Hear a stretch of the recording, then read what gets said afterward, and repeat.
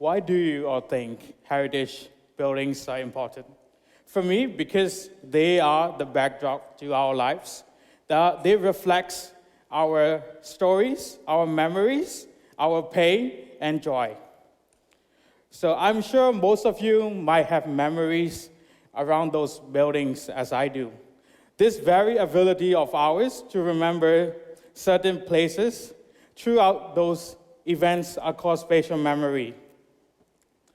The spatial memories of my childhood has been the main influence of who I am today, personally and professionally. My love for historic building of Yangon and the urge to work conservation and restoring building has made me a professional who I am today. To keep the memory that I have within heritage buildings intact by working to restore them, not only the physical structure of the buildings, but the livelihood that lives around them. So even though I was not born in Yangon, I feel that I'm a true blue Yangonian. I speak the Yangon lingo.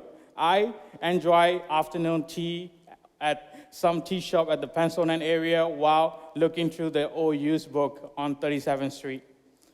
My family moved here from Rakhine when I was 1 year old, and my grandpa was a civil servant, and he worked at the Alone shipyard.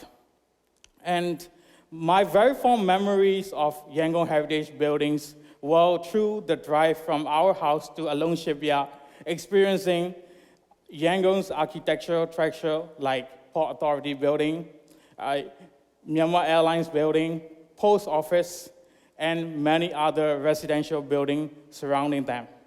Not only I was inspired by those amazing architecture, I was intrigued by the human interaction and the social cohesion happening on the streetscape beneath those buildings.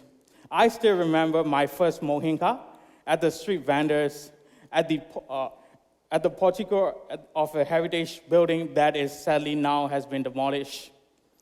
My very fondest memory of heritage buildings are the journey from our heritage apartment on 37th Street to Solely Park to pick up my mom in front of the City Hall. I'm sure many of you share similar stories and memories to mine, and it is important that Yangon we know and knew has to remain as it is for years to come.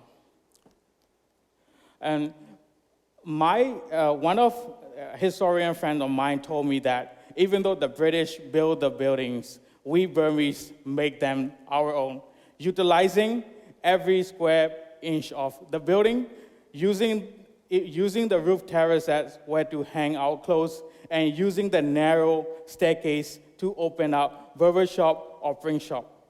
Yangon is home to over 2,000 heritage buildings, and it's a city in the region with the most number of historic buildings intact. With modernization and the world is rapidly changing, our changes to our built environment are inevitable, and the negative effect on our cultural significance are more than ever. So as areas get developed and cities grow, many heritage buildings are being demolished at the moment around the world. Although there are some policies and guidelines that protect them, only the public and institution buildings are saved. Small privately owned heritage buildings are often overlooked and neglected, and 70% of Yangon heritage buildings are owned by private homeowners, which are very vulnerable, are in great danger of being demolished to house for future and developments.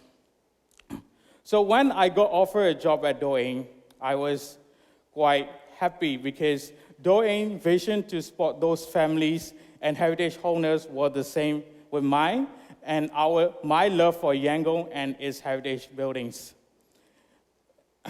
I work on projects where we finance design and even conduct construction to restore heritage buildings along with the homeowners to maintain and give it new life.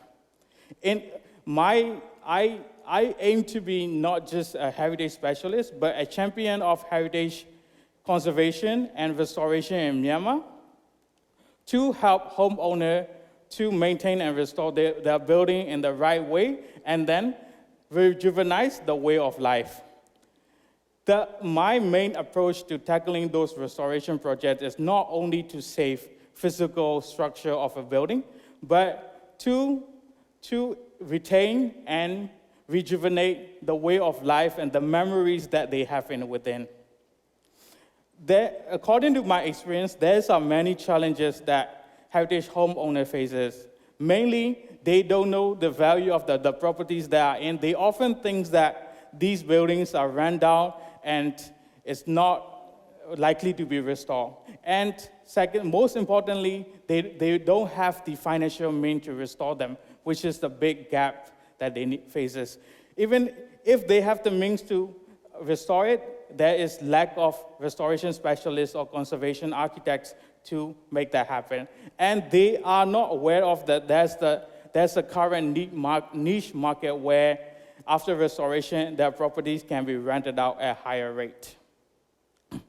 So after talking about the challenges and issues, there's also benefits to restoring a building for heritage homeowner. One, importantly, is after restored building, it can be passed down to future generations for them to utilize. And it opens to many financial options for them to income generate. And also, a proper restoration project can change the neighborhood and also can motivate others neighbors to restore the building so that we will have a neighborhood that attract tourists and visitors alike.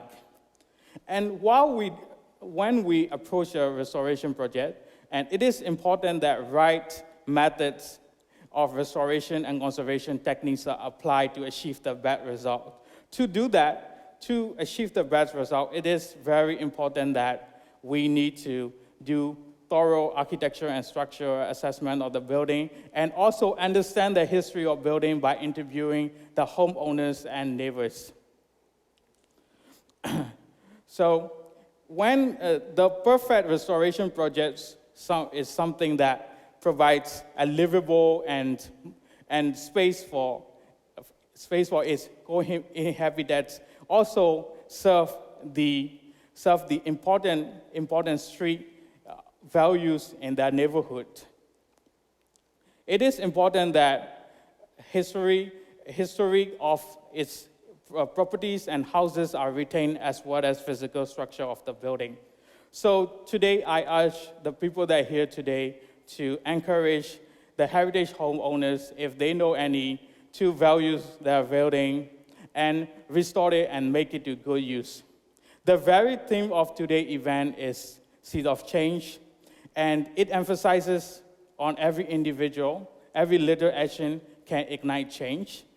And with this contemporary world, it is important to preserve our history. Preservation of our history is a change that is much needed in culturally rich country like us. So today, I would like to advocate and everyone to work together to save the buildings of Yangon that we love and the livelihood that surround them so that we can pass the Yangon that we love to future generations. Thank you.